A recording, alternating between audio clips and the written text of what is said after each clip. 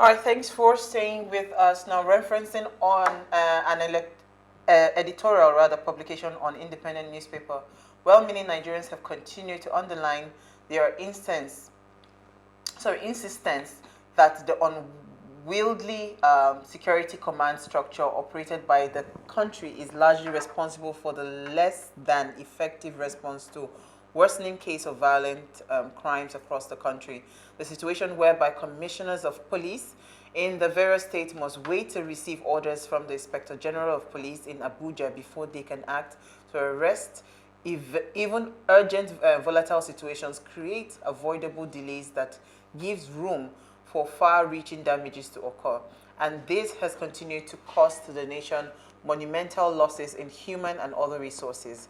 There have been reports of communities that have been invaded and the residents were either maimed, murdered, violated, or displaced, after which their villages are razed and annexed by terrorists. No doubt these could have been prevented if the power to decide to intervene had rested solely on the state police command. So how long will these massacres continue because of the fears about a system that has not been experimented upon, fears which might turn out at the end of the day to be misplaced?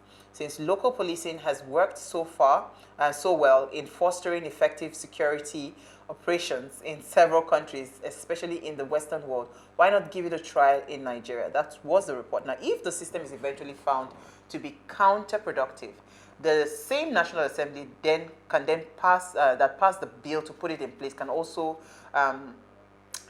find a way to repeal it. So what steps can we take right now? That's just one.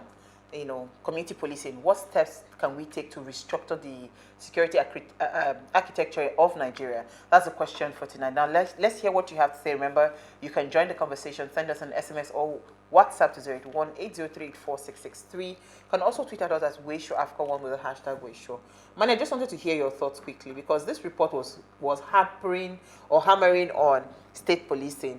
I know that, yes, that is one aspect. So where I went to get fuel today, I saw like 50 or 20 trucks of Amotekun, brand new trucks of the Amotekun guys. They came to fill the tank. If you see the way the whole gas station, they were just hyping them and all like of that. The superheroes are here.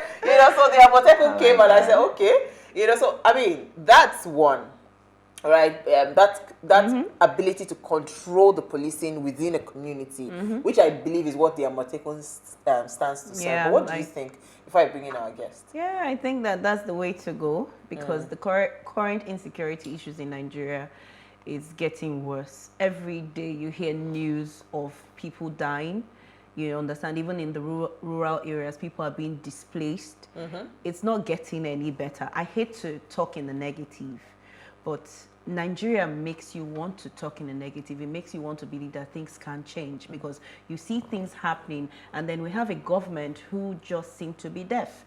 So it's not like we're helpless people. Helplessness comes from when you don't have any answers to the problem. You don't have any solutions to the problem. But the truth is there are solutions. We have talked about insecurity on this show several times and we've talked about different ways, different solutions you understand that the government can use to solve our current problem. But these guys are just not listening. So I think this whole Amotekun, or the vigilantes, I think is the way to go because in a country where the government can no longer protect its citizens, then it's the citizens' right to now protect themselves. Absolutely. Yeah. So Nnamdi Anekwe-Chive is a security intelligence expert and the founder of the Chive GPS, a dispute resolution firm that specializes in debt resolution or debt recovery, cybersecurity intelligence, background checks, geolocation intelligence, and asset tracking. He's a PhD student at the Institute of Peace and Conflict Studies, Enugu State University of Science and Technology, and he's joined us live in studio. Thank you so much for joining us. Thank you for having me. It's a pleasure.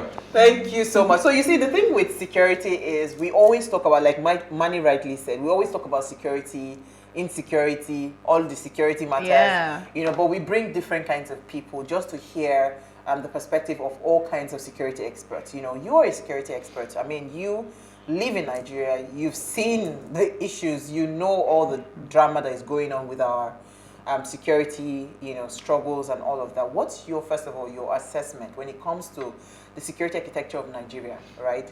Do we even have a structure in terms of security, like a proactive kind of security structure in Nigeria? Well, my answer will be like this. We have a structure from within the armed forces, from the Nigerian police to the Nigerian military. When the police is overwhelmed, currently Nigerian police is overwhelmed by insecurity across the country. That's why you see the Nigerian army coming in to, filling the gap. But bringing it down to local security within the states, the governors are not living up to task, or I wouldn't want to use the word that they are being lazy, because I would like to use 2 states as an example. Lagos State, there was a time Lagos State set up, I think either Governor Tinubu or Governor Fashola set up Lagos State Security Trust Fund, funding the Rapid Response Unit.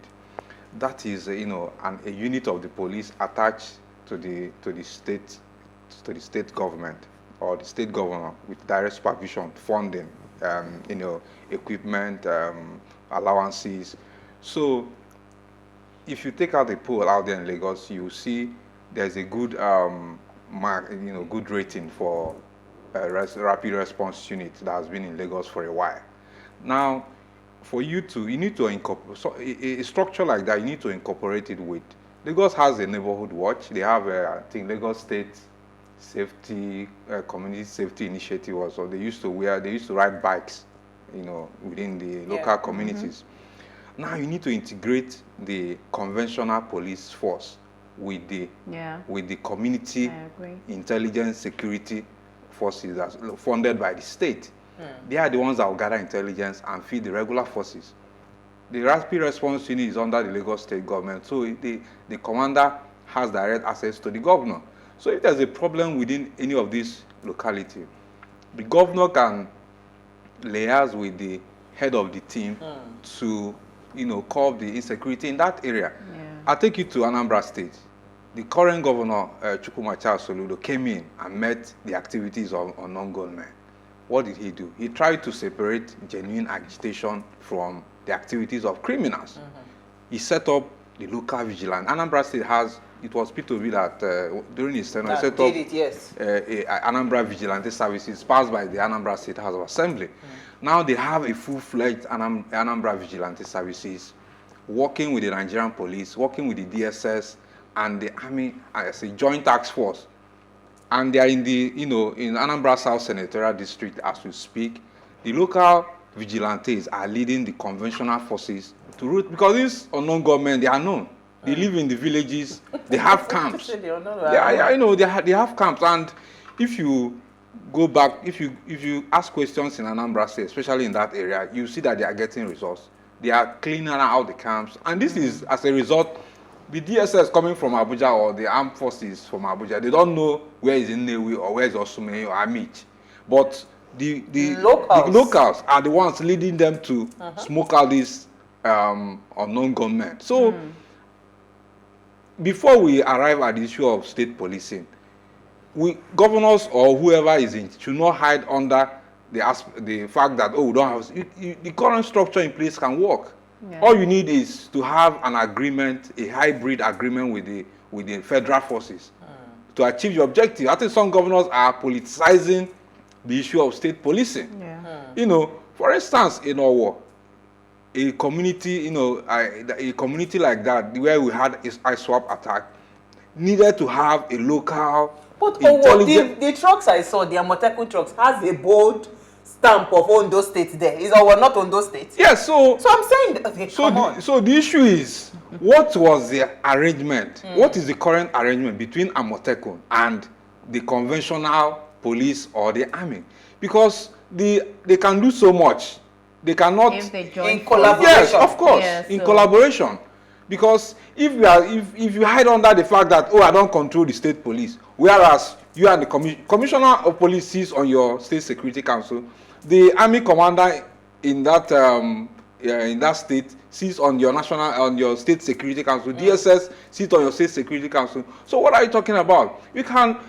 Every federal government has forces or commands, police, army, DSS in every state. It's left for the governor. So-called security vote that they spend 500 million, 1 billion.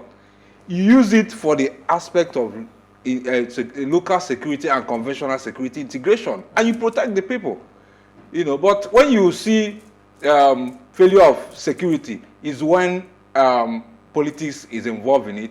But if you try to look at the national crisis that we have in terms of terrorism and banditry, that one has to do with failure of interagency collaboration.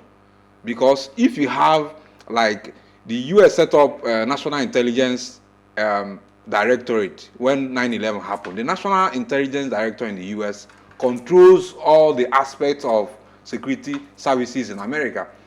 In Nigeria, we have all kinds of agencies. We have the DSS, the NIA, the Defense Headquarters, the Army, the police. Everybody needs to work in synergy. The Kuje attack happened for almost 3 hours, according to reports. If there is early warning sign within the interagencies, they would have responded. But from analysis, I do not think there is a robust interagency collaboration in place to counter. But in fact, the Kuje one that I even heard, they said they had withdrawn a day before. Yeah. No, the defense headquarters came out, I think today, to debunk that there was no withdrawal of soldiers from that particular area. And normally it's not even within the purview of soldiers to protect prisons. Prisons have guards. The minister was there a few days ago talking about the fact that the prison has one of the most high security infrastructure in place. But the contributions or the statement of the president and the Senate president and those that visited contradicted what the minister is saying. The prison ought to have a network of security around the perimeter.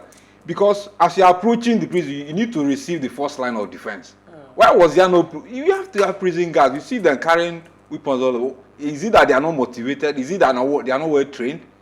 So blaming the army. Yes, the army has the responsibility to respond if they are alerted to an ongoing breach. But the question is, what was the primary role of the prison guard? So it's a question of, like I said, interagency failure. There need to be a collaboration between the agencies. All agencies. All agencies. The DSS, they are the domestic intelligence. They have a lot of information. And if they are going to pass on this information to the agencies, are they going to act on it? Are they working in synergy? The Office of the National Security Advisor is there. This is one of the most powerful agencies in Nigeria. So what is their contribution to the intelligence or the security actions that are taking place? So I feel that we have all the assets in place. We have the capability. So you won't say, because if I hear you correctly now, you are saying that we are okay the way it is, the structure. The only challenge that you are seeing is that there is no synergy between agencies. From my own perspective, there's no synergy between the... Because again, some people have argued that this is the government that has bought the most weapons, that's invested so much in terms of security, the most amongst all governments since the history of democracy in Nigeria. But I don't think it's about the weapons, because what he said when you just started talking, you said something about the police force being overwhelmed. Yes. So they might have all the weapons, but if they're overwhelmed, they're overwhelmed. So that's why he's trying to tie this local security. Yeah, so if they have this synergy, then they can now use the weapons, Yeah, because the Nigerian police are grossly underfunded. I don't know how the government want to address that because they are underpaid. That's why people are calling for a restructuring of the operations of the Nigerian police in terms of the way they operate from the zonal to the state. Do they have enough manpower? Do they have welfare in place? You go to their barracks, it doesn't look good. If you go to military barracks like the Air Force, the Army, these guys are living well because they are well funded.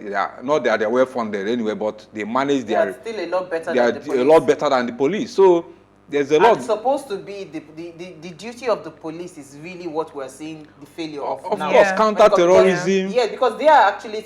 because army the army comes out when there's probably war or something. Yes. The first line of security for us as citizens Is is the supposed police. to be the police. Yeah. You know, And now we're not seeing that. So how do we then move on from there? is priority. We are not attaching priority to, you know, But with the trying system to of the police. you know, to equip the police and to restructure the police. Look, security is expensive. If I take Lagos, for instance, and to fund a police force that can respond very adequately, you need a lot of assets in place. You need a lot of men trained. You need to switch them. You can't have a police officer working for 24 hours. Yeah, true. You know, you see them on the road, they are tired because they have been working for hours. You need to rotate the team that is working. What is the welfare in place? If there's a gunshot and a policeman wants to go and respond to that, is he going to be saying, oh, if I die, my family will not be taken care of? So these are the aspects of, you need to look into the welfare. I deal a lot with the Nigerian police. The government, the federal government needs to look into the welfare of the police and the aspect of the asset, you know, funding the activities of the police. Let's take a break. So I'll come back to this police matter. Stay with us. We'll be right back. Thank you.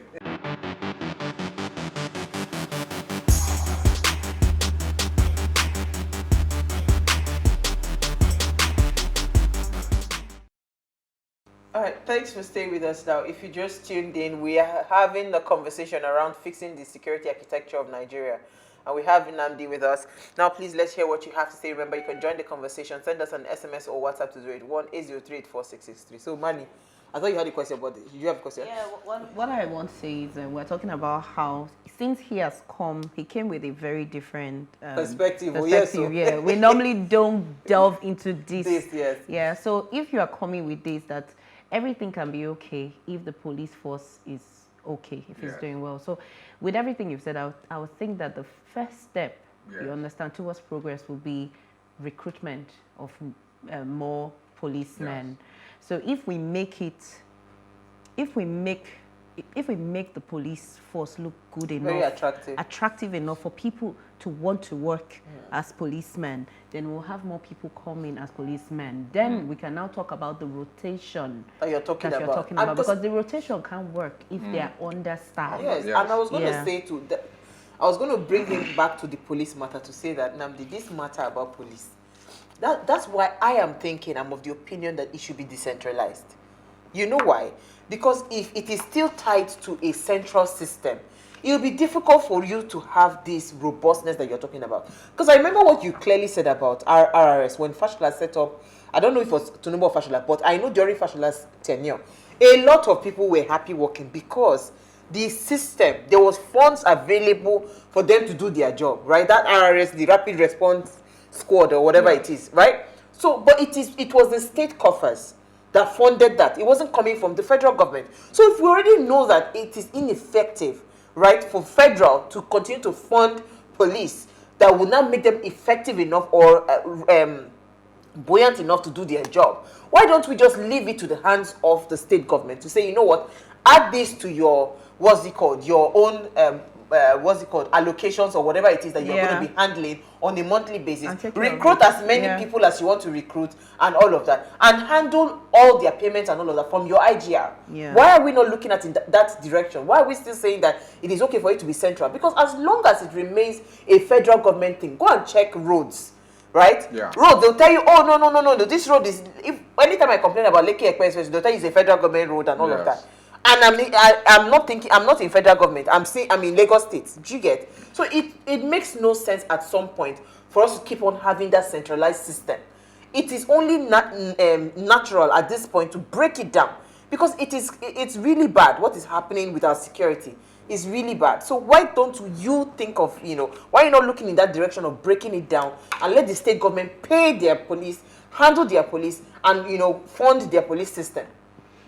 That is, it's a good suggestion, but there's one thing I see within the relationship between Nigerian, the politicians within the state.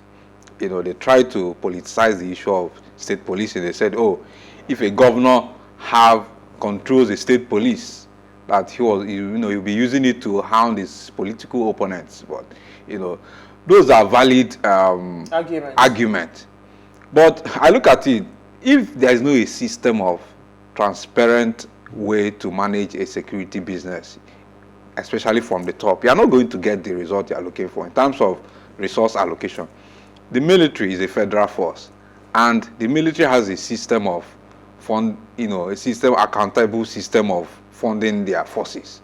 There are times when maybe a commander doesn't provide the allowance, people get to hear it in the media, but the military is they are quite very accountable to their forces. Now, what I want to say is the kind of model that we are running, for me, if we bring in like a hybrid, say, let the state and the police have a joint system of managing the armed force, because if you leave it, some states cannot cope with the issue of funding the police force.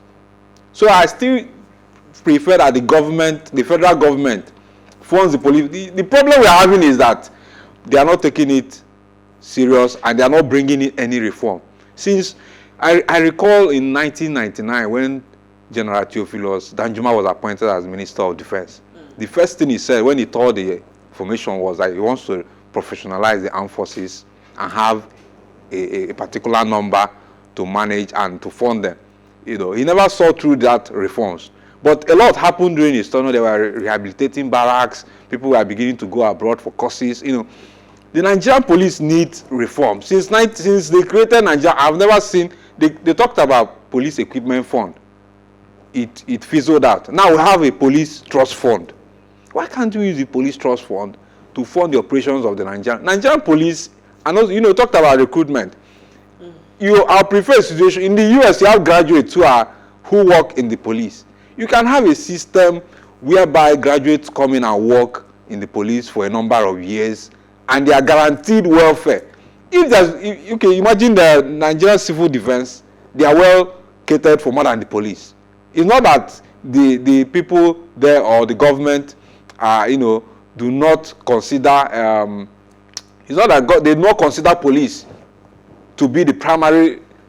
They play the primary role of securing lives and property, but it has to do with reforms and the persons managing the forces. So I do not support at this time. There's a lot of breakdown of security around the country. Look at the other day, you have it was discovered that a prison official was an ex-Boko Haram member. So you need that infrastructure of the federal government to still continue to provide security at the state level. All you need is accountability, reforms. I can tell you that if you fund the Nigerian police, I've seen where they work. Like I said, I work closely with them. If you provide them with resources and the assets and ask them to work, they are going to get the job done. This current Abba Kyari that is going through trial, he was one of the best because he had assets available to him. He was one of the best in tracking criminals, arresting violent armed robbers, kidnappers, because he had the assets and he was getting the job done. So the question is, why is it a unit created under the IG was working so efficiently? Why can't we recreate that and put oversight? Because the reason why they might not want to put that unit in every state is they might abuse some of the assets that they are using to work with. But if you create a transparent and oversight over police and fund them, they are going to do the job. The problem we are having is nobody is if you go to a police station now and say, oh, there's something going on, they will tell you that there is no fuel. And there's no fuel. What will you do? As you are the one that want to get the job done, you just bring out money and buy fuel for them. Let them go and get the job done. But if they have all the assets in place, shepherded by an oversight committee or somebody at the top, you can't tell. If IG gives a police commissioner all the resources he needs and tell him to get the job done, he cannot come to IG and say, oh, I cannot do this or I cannot get this thing done. So it has to do with a lot of reform the police and you get them to work. But because right now there's no reform going on with the police, there is no proper recruitment, there is no welfare, there is no assets to work with. So it's a whole lot of problem with the force. So what I'm suggesting is what I've said before. The governors call themselves chief security. Yes, you can work with the Governor Soludo is doing that in Anambra State. He's working with the commander of the army in the 81 division, command in the Onitsha, DSS, everybody. Why is he getting the result? Because you need to work with them. If they give you problem or they are not taking orders, they can go to the president and say, please, this person is, and the president can accede to request to transfer the person. You know, so it has to do with a lot of structural issues. It's interesting, money. I think what he just said, structural issues. I was gonna say that because we know these things. We know these things, but what's the structure of the police? You know, who do they report to? So many people have also complained. We are talking about the police force being funded, underpaid, under everything. Then we have some private citizens who have in their own personal entourage. They have over 20 policemen. So if one man has this number of police guarding him and his family and everything that belongs to him, how about the state that needs the police? So we have to look into this. In fact, there's something, this thing you said, sorry to cut it short. Because I wanted to raise it up. Police has, in the new Police Act, you know, you as a private citizen can request to the IG to provide you with police to protect your property, but you have to pay for it. Yes. Now, so, I keep talking about reforms. What police can even fund other activities of the police from that particular operation. If you want me to send policemen, 5 policemen to you to protect you, I can bill you 5 million per month. From that that's what I'm saying. That from that 5 million generated revenue. So when money is saying recruit many people, no problem. We will recruit. We will have enough people. I mean, okay. So I had to go on a 4-day trip, and I had to hire a driver, and the driver I hired happened to be someone that went to police college to become a spy police to train and all of that. I know how much I paid. Do you understand? And I know how much is, if I want to hire full time on a monthly basis, how much I'm going to be paying as salary. Do you get what I'm saying? So my point is, that's what I'm saying, that think outside of the box. Because if you keep on putting this responsibility to say that let the federal government pay, state will be lazy.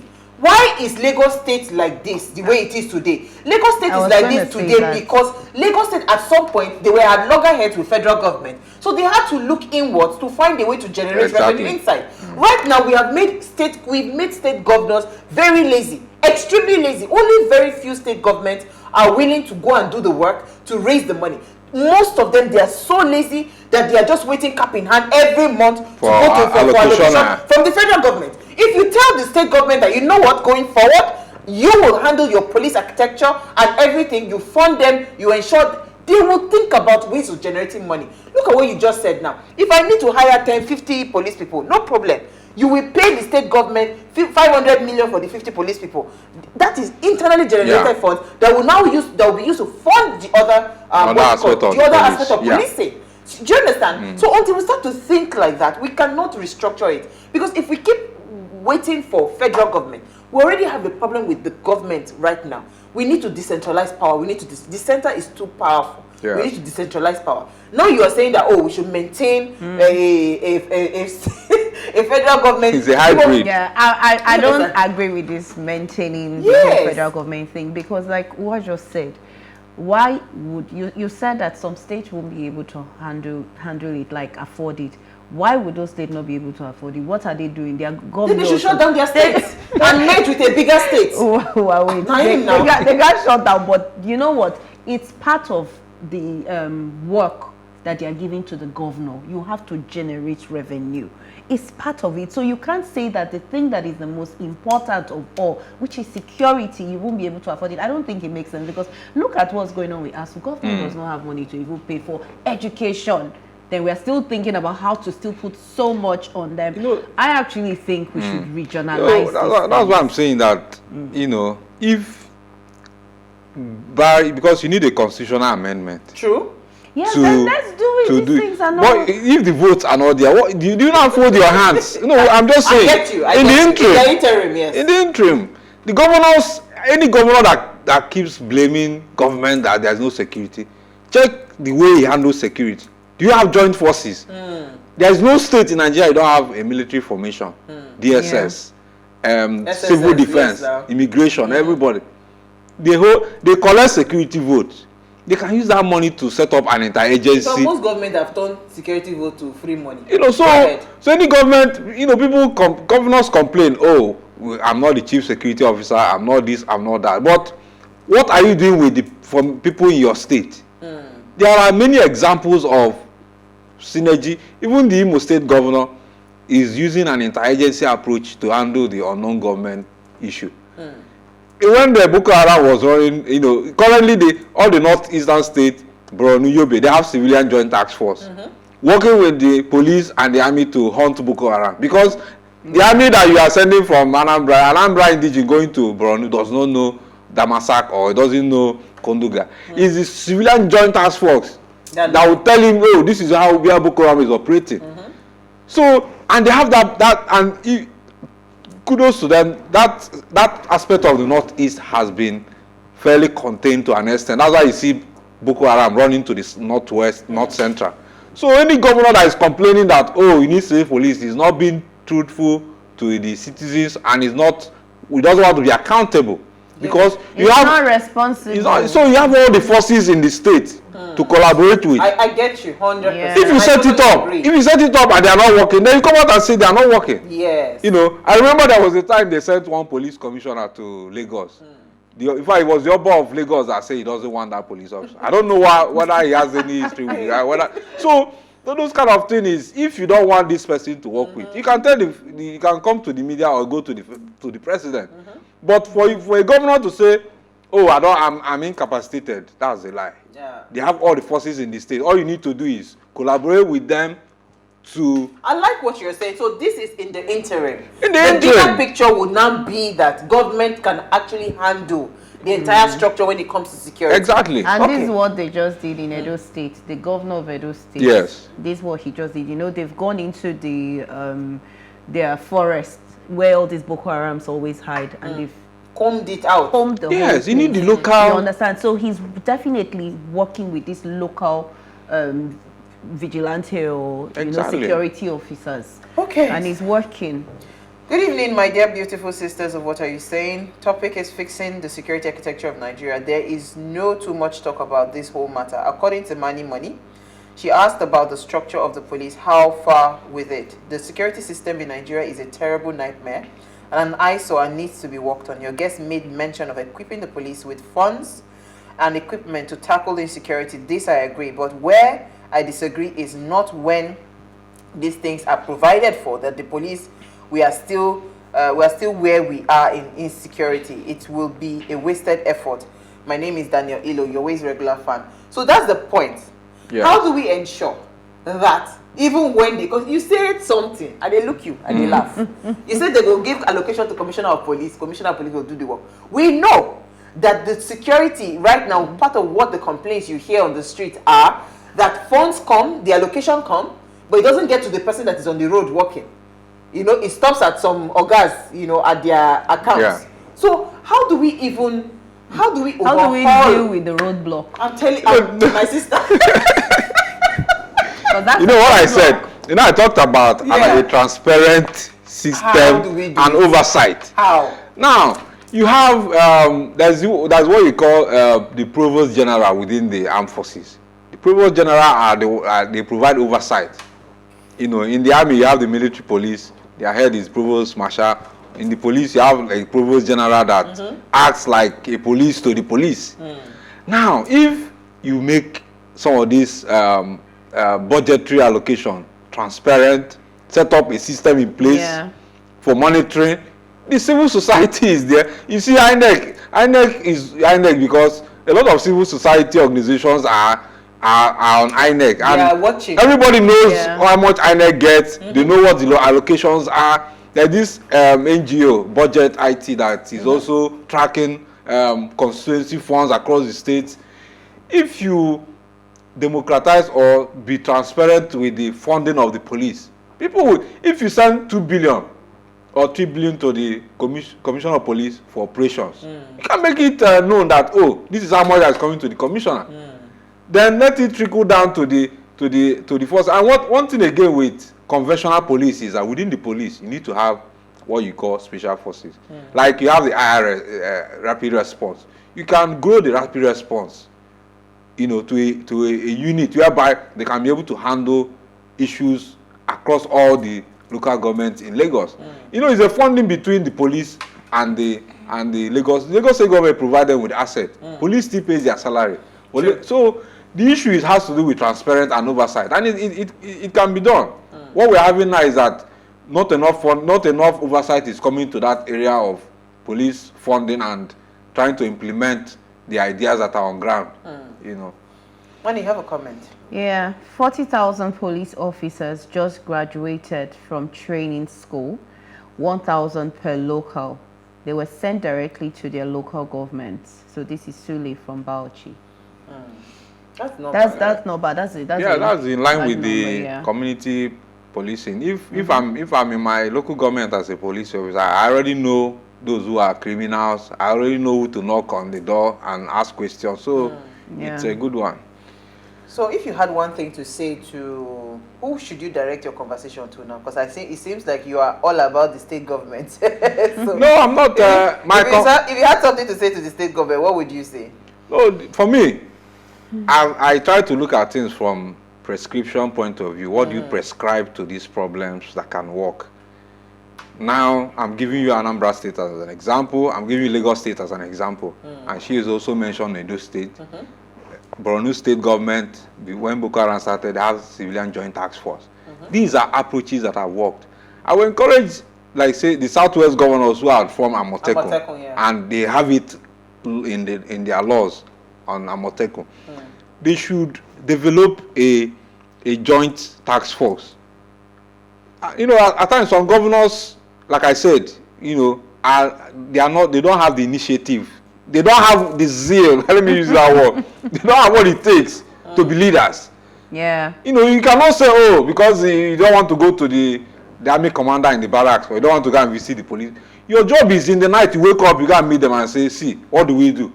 You sit down with these people informally. You can go to the officers' mess and hang out with them and say, see, I want you guys to work with Amotekun. What do we do?